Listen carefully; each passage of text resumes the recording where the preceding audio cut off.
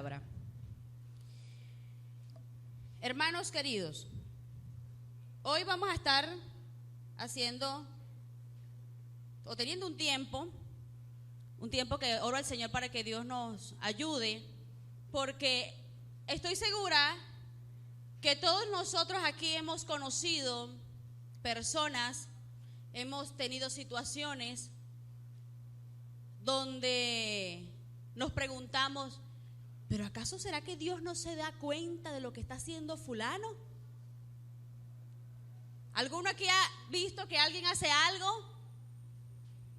cualquier cosa, claramente, moralmente, espiritualmente mala, y no le pasa nada? ¿Han visto gente así? O sistemas completos, gobiernos completos, empresas completas que están dedicadas a hacer lo malo. Y uno dice, pero Señor, ¿dónde estás tú si tu palabra dice? Y empezamos a recitar muchos versículos. Hermanos, esto es una realidad y es algo que no es nuevo. No es algo que solamente le pasa a usted y me pasa a mí, que nos interrogamos, Señor, ¿pero por qué pasan tantas cosas? Señor, ¿pero por qué fulano? ¿Por qué sutano? ¿Por qué el otro? Y yo apenas medio meto la nariz de una vez, me descubren, se enteran, me castigan, miren, es una cosa increíble. Es que pareciera que nos estuviesen vigilados y apenas uno hace algo de una vez, fulanito, María Esther. Pero los demás no les pasa nada. Entonces estamos rodeados, amados, y quiero decir todo esto a manera de introducción, estamos rodeados, no solamente nosotros, el mundo entero, todas las iglesias, todos los cristianos, estamos rodeados de situaciones que es inevitable preguntarse, Señor, ¿pero acaso no te das cuenta? Y como les decía al principio, no somos los únicos. Resulta que en la Biblia hay un profeta que tal vez no todos hayan leído ese libro, pero sí lo han oído, y aunque sea un versículo han oído, el versículo más famoso, que es Habacuc. ¿Quién ha oído el nombre de Habacuc? Levanta la mano para ver. Ok, perfecto. Todos han oído ese nombre. ¿Quién ha leído ese libro? Poquitines. Ok. Habacuc son 3 capítulos, hermano. Eso lo puede leer usted en menos de una hora. Ahora, tenemos una situación con Habacuc y quiero que estemos viendo lo que nos enseña este gran profeta, y que aunque sea de los profetas menores que llamamos, no significa que sea menos importante. Y para ponernos en contexto, amados, que siempre me gusta colocarnos en contexto para que comprendamos dónde estamos parados o de qué vamos a hablar. Resulta que Habacuc está viviendo en una época donde el pueblo judío todavía no había sido castigado por Dios y no había sido exiliado y llevado a Babilonia por Nabucodonosor. Eso todavía no había pasado, ¿ok? Ellos vivían como nación todavía, como un pueblo independiente, y lo que caracteriza a esta nación es que ellos eran malos, como ya todos lo sabemos. El pueblo de Israel siempre fue malo, siempre desobedecía al Señor, siempre andaba con idolatrías, siempre hacían cosas que desagradaban al Señor. En este contexto está el profeta Habacuc. Y si usted lee el libro, usted se da cuenta que el libro es un diálogo entre Habacuc y Dios. Es un diálogo. Dios dijo, Habacuc dijo, Dios dijo, y así. Es una conversación. Y en esa conversación, lo principal que destaca acá, o el tema principal que destaca, hermanos, es que Habacuc está sorprendido, está cansado de ver tanta maldad en el pueblo de Israel. Tanta gente que dice, yo soy hijo de Dios porque yo pertenezco a la nación judía, y resulta que andan haciendo lo que no le agrada al Señor. Y él está cansado de ver violencia, destrucción y bueno, tantas cosas que vamos a leer. Ahora, Habacuc, ante esta situación, es suponiendo que como usted y yo, que estamos aquí, uno dice, Dios mío, pero ¿por qué uno ve las redes sociales, las noticias, ¿por qué hay gente tan loca que hace tantas cosas increíbles? Bueno, así estaba Habacuc. Señor, y tú no haces nada. ¿Por qué tú no sé, haces algo? Mira mis hermanos cómo andan haciendo desastre. Como nación nos hemos pervertido y tú. Esa era la situación, hermano. Entonces, con eso en mente, vamos a ubicarnos en Habacuc, capítulo 1, porque vemos que mientras los malos se multiplican, los justos van mermando. Ya hay menos, en ese momento eran menos las personas que agradaban al Señor, menos los justos, menos gente que hacía lo bueno. Habacuc capítulo 1, voy a leer a partir del versículo 2 para ir adelantando, porque hoy vamos a leer considerablemente. Dice: ¿hasta cuándo debo pedir ayuda, oh Señor? Pero tú no escuchas. Hay violencia por toda caña de azúcar, por toda Aragua, Venezuela, por todos lados, por todas partes. Clamo, pero tú no vienes a salvar. ¿Tendré siempre que ver estas maldades? ¿Por qué debo mirar tanta miseria? Donde quiera que mire, veo destrucción y violencia. Estoy rodeado de gente que le encanta discutir y pelear. ¿Usted está rodeado de gente así, hermano? Habacuc no era como que era la misma gente que estaba al lado de Habacuc. La ley se ha estancado y no hay justicia en los tribunales. Los perversos suman más que los justos, de manera que la justicia se ha corrompido, oh Señor. ¿Prestó atención a la oración de Habacuc? Es una oración que usted y yo podemos hacer fácil. Uno no le cambia nada. Uno dice las mismas palabras y es el mismo contexto. Es lo mismo. Y es una oración que muchas veces hemos hecho. ¿Por qué? Porque siempre vemos cosas injustas.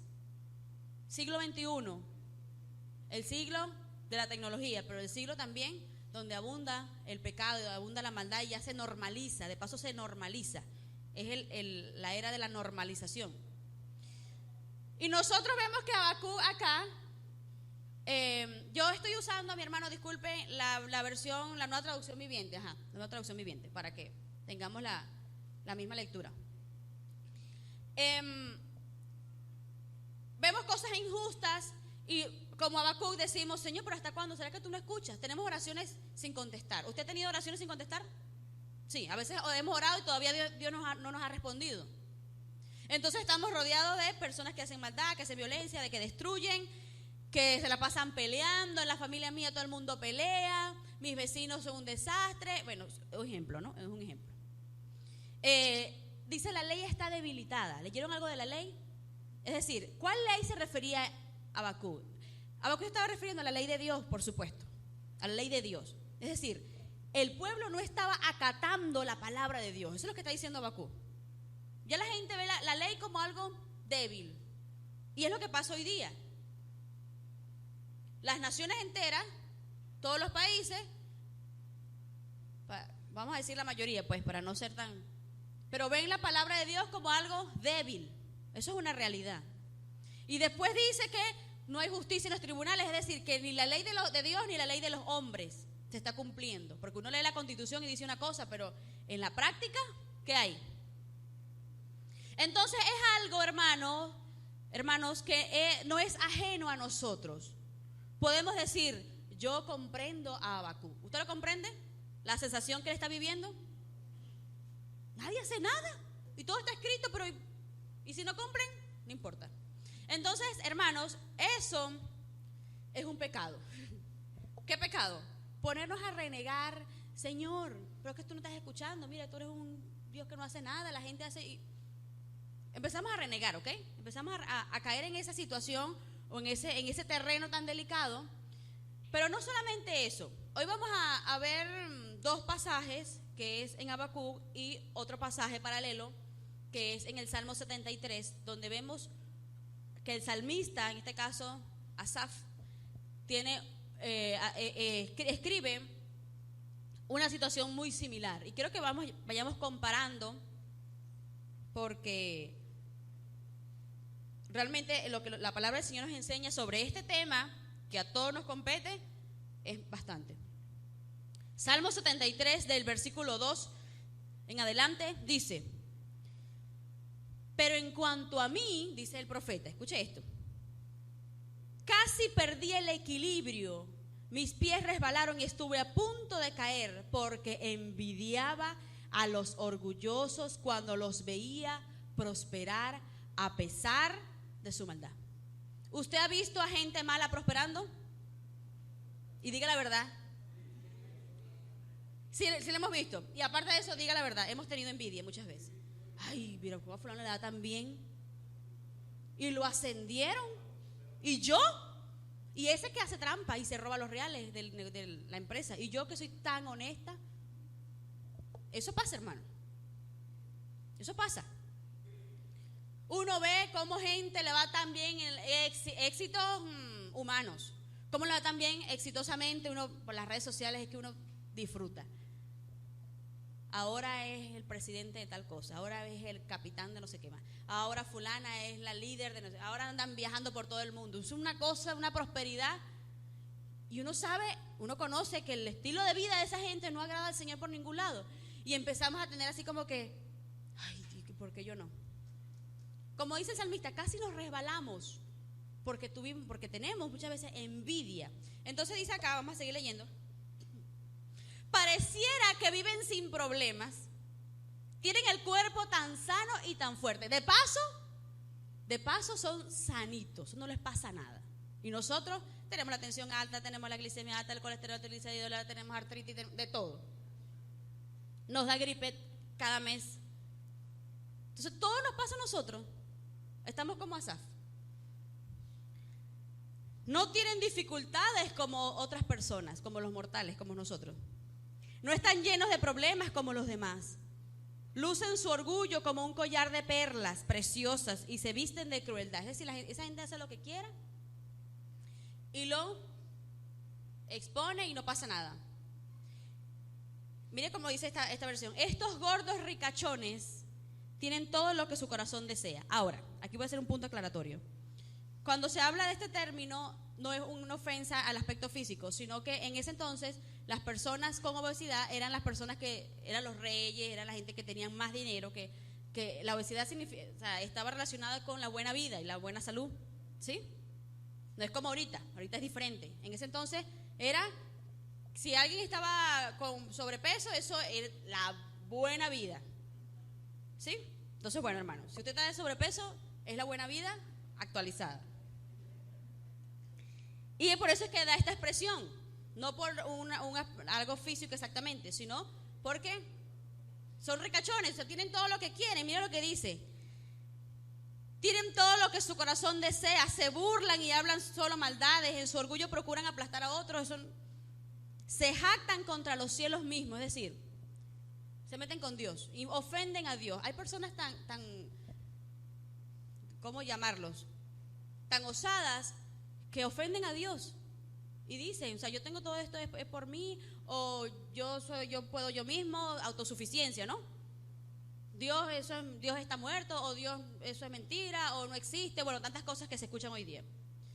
Y sus palabras se pasean presuntuosas por toda la tierra. Es decir, vemos un panorama, hermano, que repito, no es ajeno al panorama nuestro, porque sigue pasando lo mismo.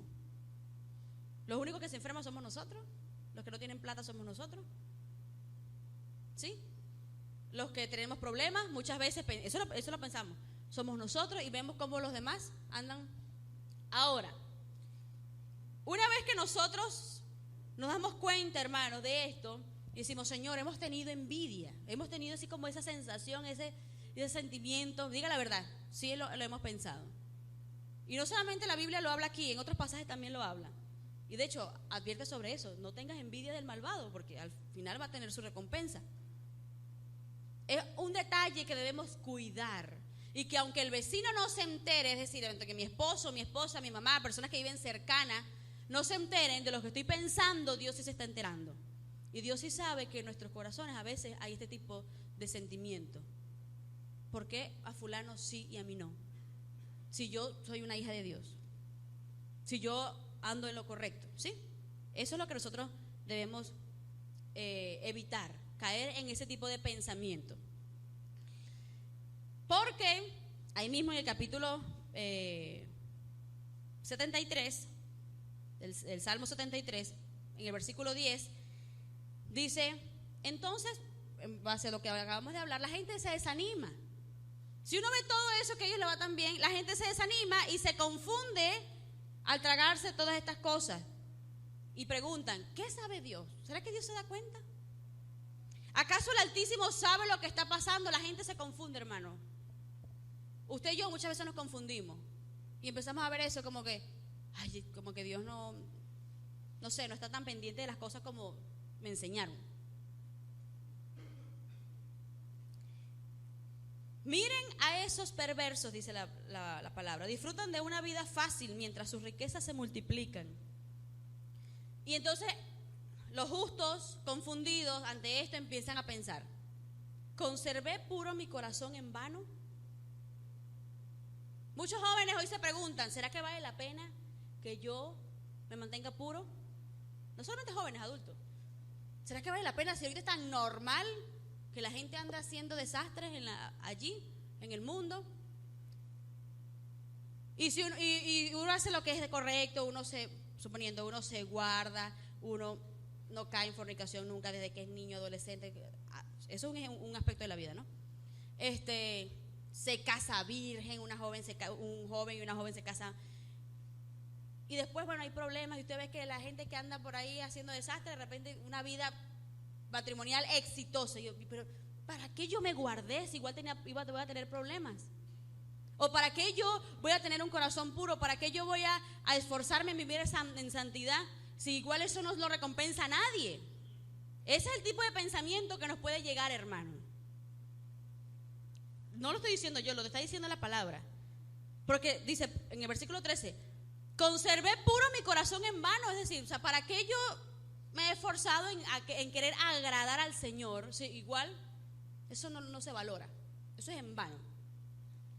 Me mantuve en inocencia sin ninguna razón. Esta versión dice en inocencia, como que la parte de la pureza. O sea, ¿de qué me sirve a mí si todo el mundo anda y ya se normaliza la promiscuidad, se normaliza el adulterio, se normaliza la fornicación? Si eso es tan normal, ¿para qué yo voy a estar en este asunto del...? Entonces veamos que son situaciones muy similares. En todo el día no consigo más que problemas y cada mañana me trae dolor.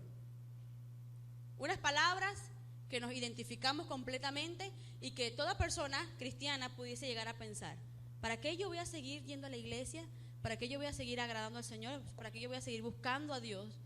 Si igual me enfermo, si las mañanas cuando me levanto estar triste y no me deja porque lo que consigo es dolor. Si cada día que tengo son problemas porque mis familiares se meten conmigo porque tú que ahora eres cristiana, que no sé qué más. Ay, yo como que voy a dejar eso. Entonces, es ese tipo de situaciones, hermanos, reales que vivimos. Pero déjame decirte, amado, como siempre, que Dios siempre tiene un plan. Nada de eso escapa de las manos de Dios, ni de la vista de Dios. Vamos a volver rapidito a Habacuc, porque recuerda que estamos viendo Habacuc y Salmo paralelos porque son situaciones muy similares. Habacuc, después que dijo todo lo que dijo y se quejó contra el Señor, que no hacía nada, vamos a ver qué dice el Señor. Versículo 5. El Señor respondió: observen las naciones, mírenla y asómbrense, pues estoy haciendo algo en sus propios días, algo que no creerían aun si alguien les dijera. Estoy levantando a los babilonios, un pueblo cruel y violento, y marcharán por todo el mundo y conquistarán otras tierras. Los pongo en contexto. Recuerden que Habacuc está en una situación donde su pueblo está haciendo lo malo y Dios no hace nada, y él se queja.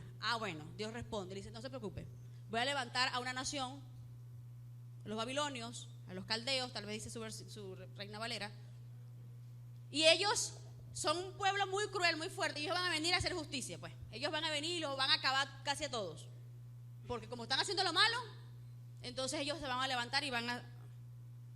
Entonces vemos, hermanos, que él está pidiendo esto.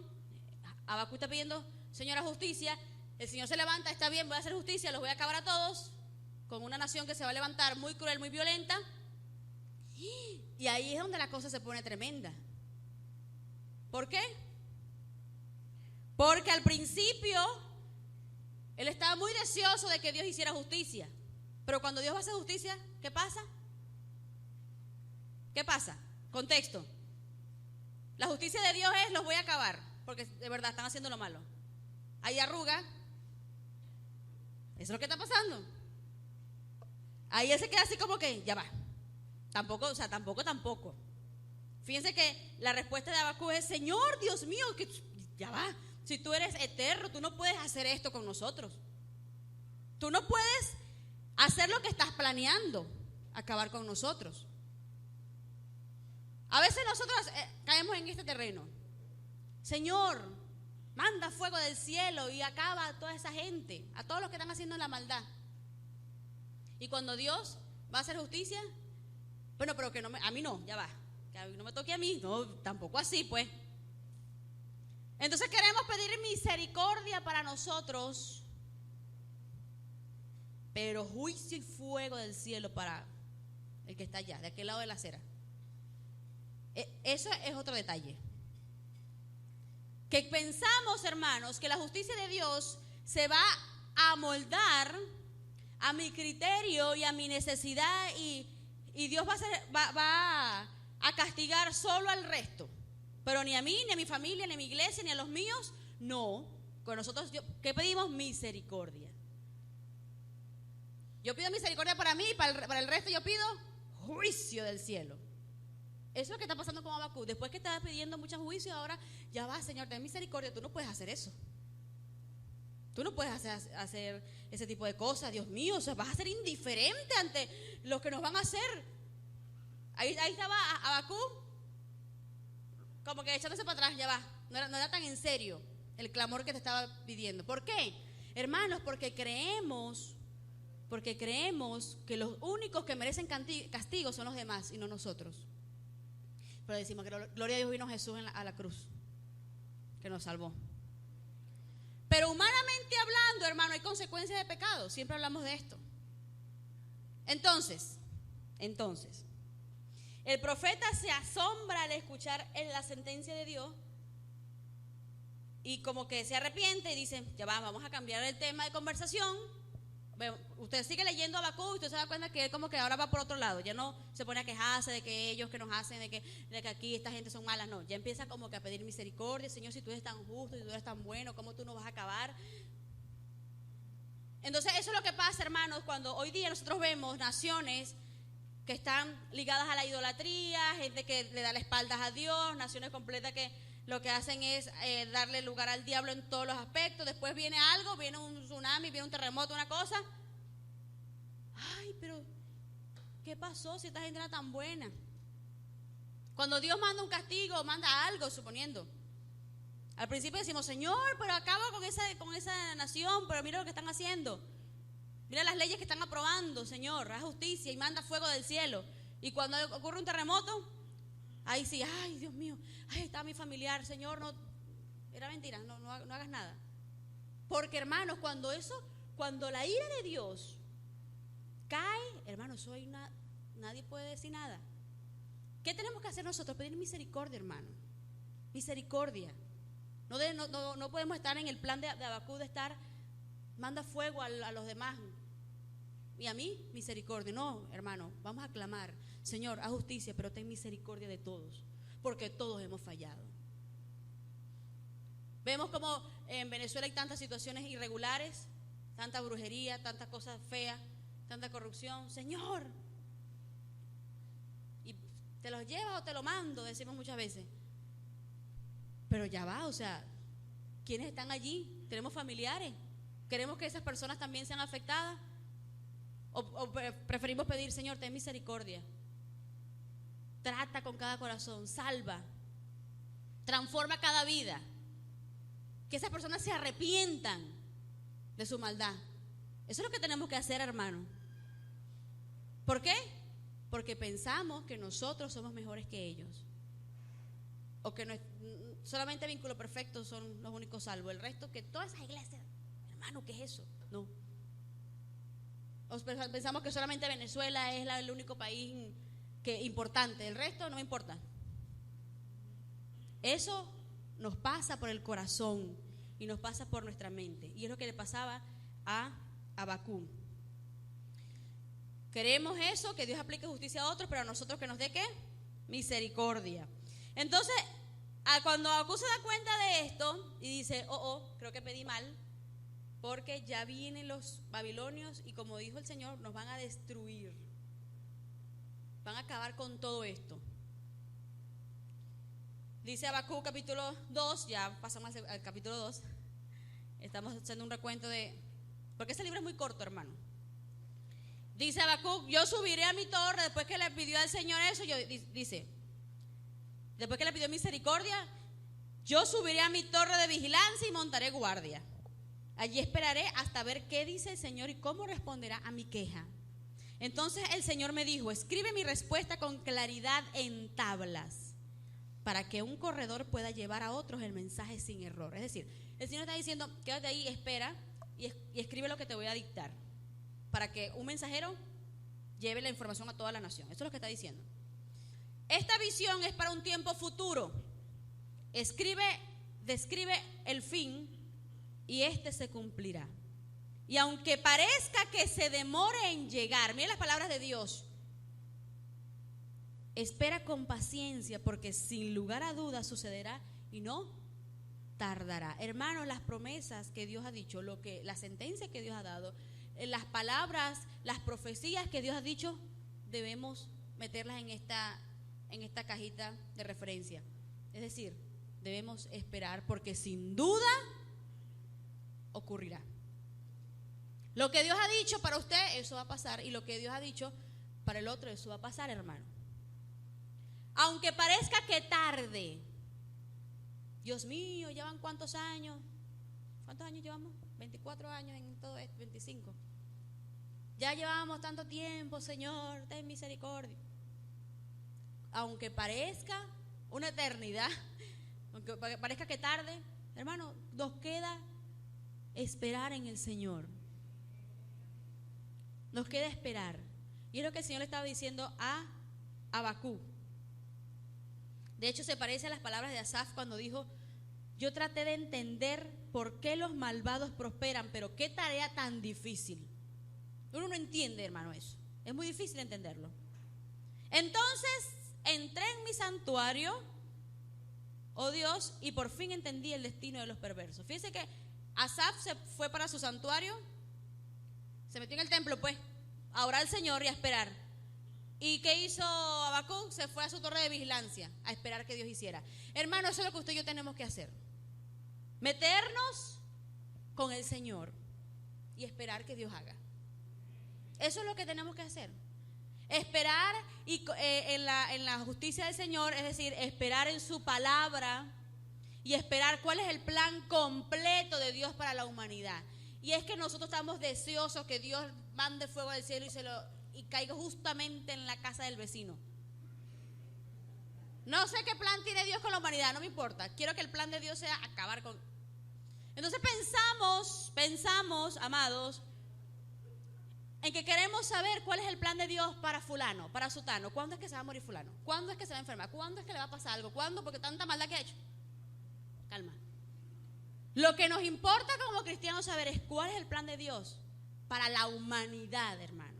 Porque el plan de Dios para la humanidad sobrepasa y está por encima de lo que algo personal que ciertamente Dios sabe lo que va a pasar con cada uno.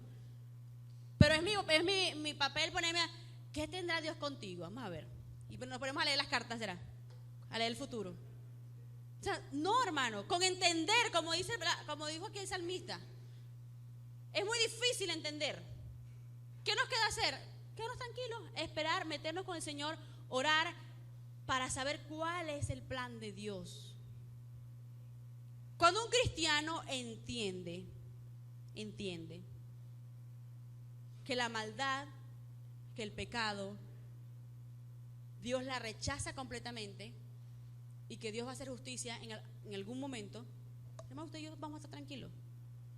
¿Por qué? Porque ya se supone que somos cristianos, ¿no?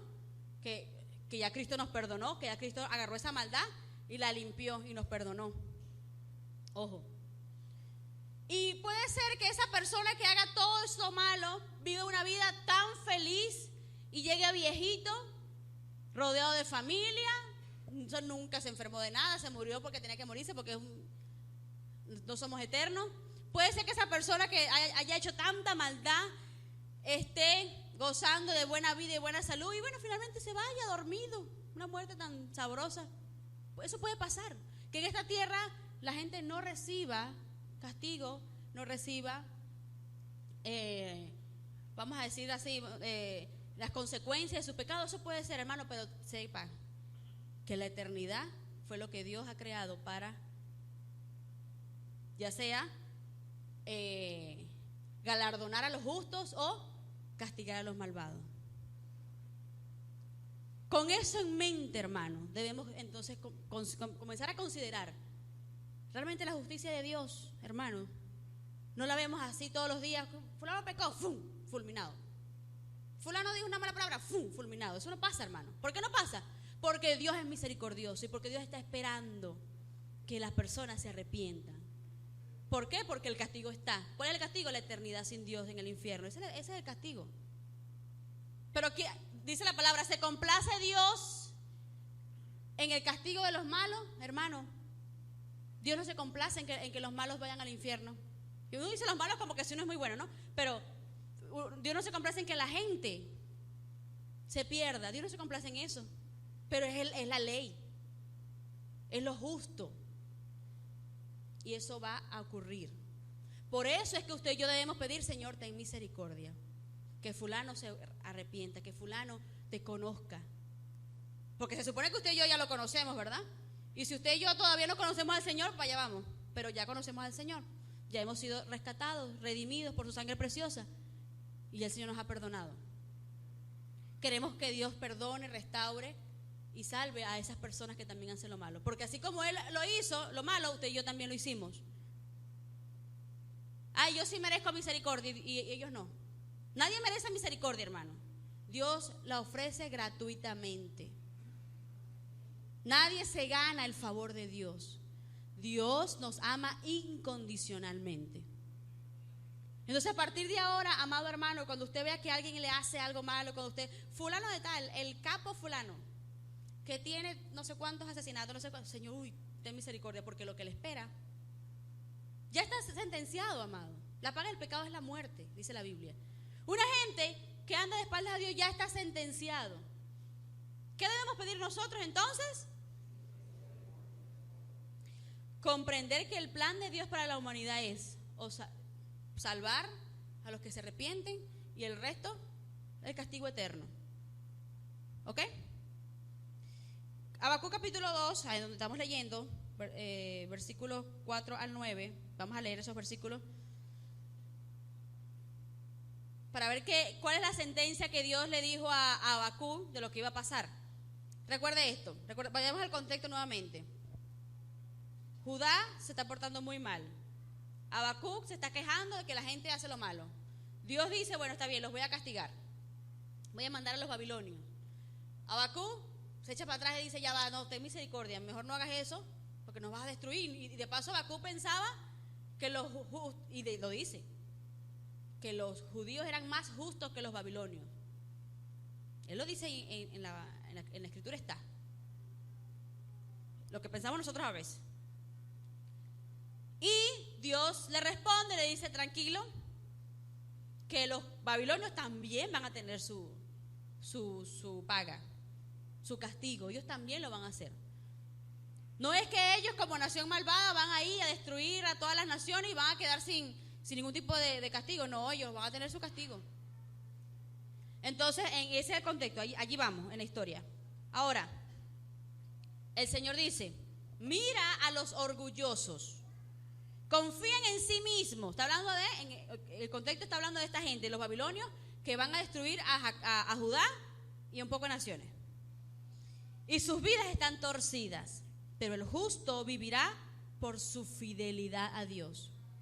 La versión Reina Valera dice: mas el justo por la fe vivirá. Ese es un versículo que todos hemos oído. Mira el contexto donde está. El justo por la fe vivirá. Ahora, el contexto inmediato está haciendo referencia a que viene el castigo físico. Ellos eran una guerra de verdad, o sea, no una guerra espiritual, era una guerra física. Y los que creyeran en el Señor y se mantuvieran firmes, Dios les iba a preservar la vida. ¿Sí? Eso es el contexto inmediato. Pero es una palabra que tiene un cumplimiento profundo a lo largo de toda la humanidad, y es que esta es la verdad inequívoca de lo que es el Evangelio. Es por fe. El que tenga fe en el Señor, ese vivirá. Ahora, nosotros no andamos buscando la vida terrenal, andamos buscando la vida eterna, ¿verdad? Entonces, es un versículo que tiene un cumplimiento en el momento físico en aquel entonces y un cumplimiento eterno, ¿ok? Espiritual. El justo por la fe vivirá. La riqueza es traicionera, dice el Señor. Y los arrogantes nunca están tranquilos. Usted ve que esa gente aparentemente no tiene problemas, pero tienen más problemas que nosotros muchas veces. ¿Por qué? Porque solo tienen tranquilidad, el estrés, que si el carro, que si la empresa, que si con las casas, que si la mansión y no sé dónde, que sí, todo el tiempo un problema.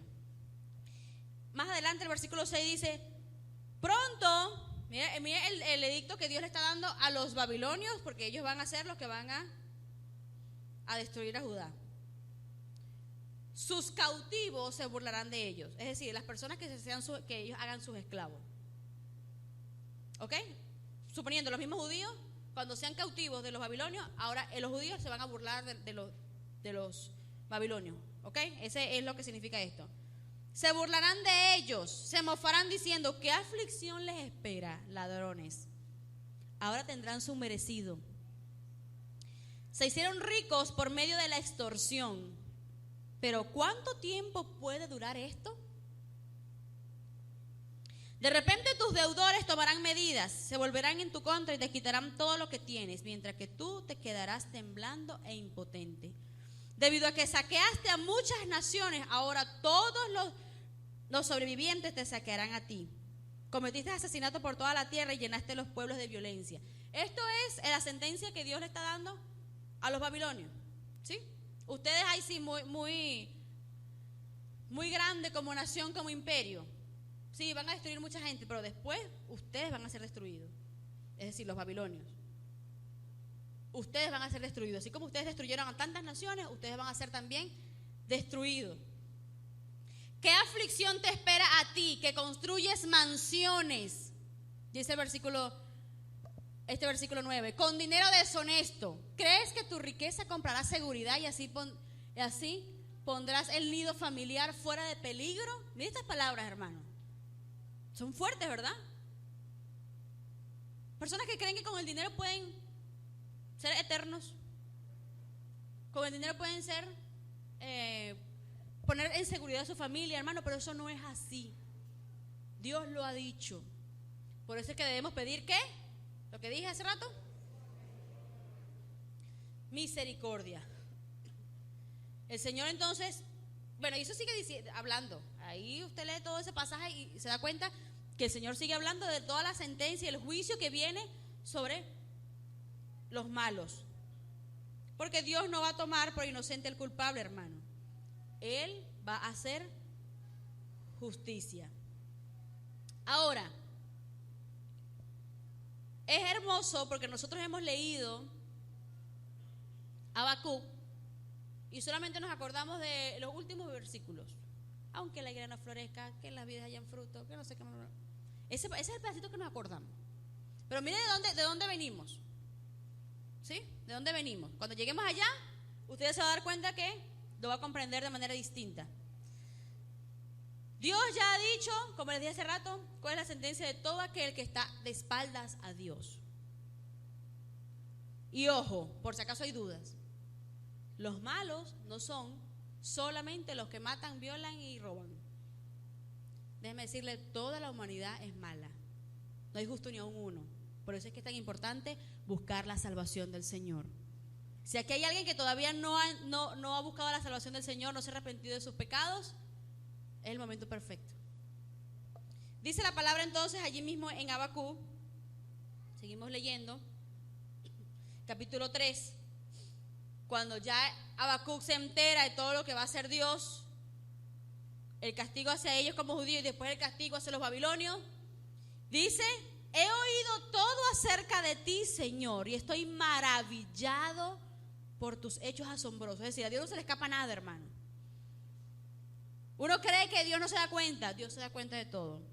Y cuando entendemos esto, podemos decir como Habacuc, estoy maravillado porque todo lo pensaste. En este momento de profunda necesidad, ayúdanos otra vez, como lo hiciste en el pasado. Y en tu enojo recuerda que tu misericordia. Señor, estás muy molesto con nosotros, pero en tu enojo ten misericordia. Es la oración tan hermosa. ¿Cómo cambió la oración de Habacuc? Al principio estaba, ¿hasta cuándo? Que tú no oyes. Y ahorita mire, cómo la cambia la oración. Porque cuando una persona comprende, amado, cuando un ser humano entiende el plan de Dios para la humanidad, que es salvar a los justos, salvar a todo aquel que se arrepiente, y que todo castigo será, todo pecado, será castigado eternamente, uno dice, Señor, ahí entra uno como Habacuc. Estoy escuchando todo de ti. A medida que te conozco, me maravillo más de ti. Y solo nos queda decirte, ten misericordia. Veo a Dios. Mira esto tan hermoso, y esto es una profecía mesiánica. Veo a Dios cruzando el desierto de Edom. El santo viene desde el monte Parán. Su brillante esplendor llena los cielos y la tierra se llena de su alabanza. Amado, esto es bellísimo, porque esto está haciendo referencia a Jesús.